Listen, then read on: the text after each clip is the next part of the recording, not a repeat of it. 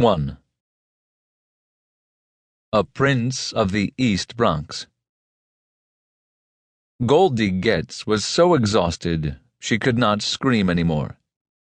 She was into her 35th hour of labor, and she was weakening, and the doctor felt that he had to intervene to save her and the child.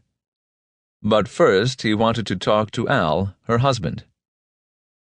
"I'm going to have to go in with forceps, or I could lose both of them, your wife and the baby. I wanted you to know about it, using the forceps." Yes, anything," Al mumbled. When they arrived at the hospital 2 days before, he was light-hearted. But the hours of waiting had worn him down, and now he was sick with fear. His thoughts about Goldie were constantly jostled by the recollection of that awful day 9.5 years before, when they told him that his mother Becky had died giving birth to his brother Benny. Al felt a little sicker every time he thought about his mother lying there helplessly, bleeding to death. The doctor worked furiously, and in less than an hour, on the morning of February 2nd, 1927, delivered Goldie of a baby boy, Stanley. Goldie was fine, but the baby had suffered a bloody mishap. His head was so large that the forceps had almost torn off one of his ears, and the doctor had to use sutures to reattach it. A week later, as they were about to leave the hospital, St. Vincent's in Philadelphia, the cashier told Al, "Your wife and son can go, but you can't leave until you pay us $52 for reattaching that ear." "$52? That's too much." "You can keep 'em," Al quipped before paying the bill. Stanley was greeted as someone special by both the Getzes and Goldie's family, the Impolskis, because he was the firstborn grandchild in either clan and a male. His younger brother Bob described the impact of his arrival. "It was a big event when Stan was born. They came from all around, and Stan lived up to being the crown prince, the shining prince of both entire families."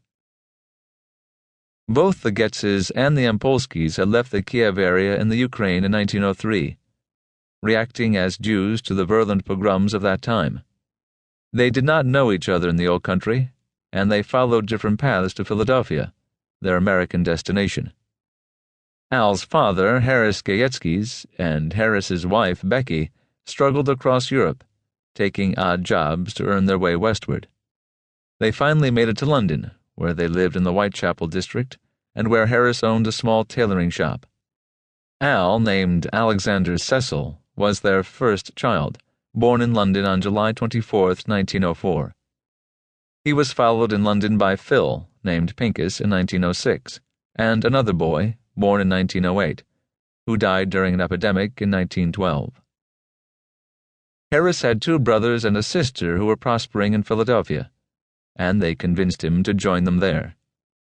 He tried to obtain passage on the maiden voyage of the Titanic in 1912, but fortunately he could not get a booking on that unsinkable liner.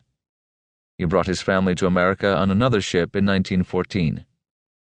Harris settled in one of a row of 4 houses built by a brother in West Philadelphia, then a burgeoning neighborhood being filled by a growing middle class. His brother's house flanked his, and other family members lived nearby. Harris made a good living as a tailor and designer of women's clothing in New York, the center of the garment industry. He was earning $100 per week as early as 1924, considerably more than he could have made in Philadelphia.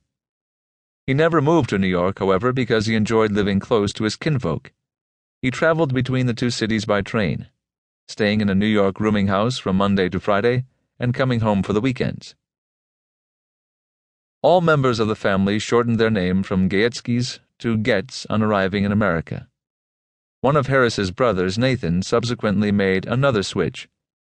To obtain a job with the 3rd Avenue Elevated Railway Company in Manhattan, an organization not partial to Jews, he changed Getz to Harris.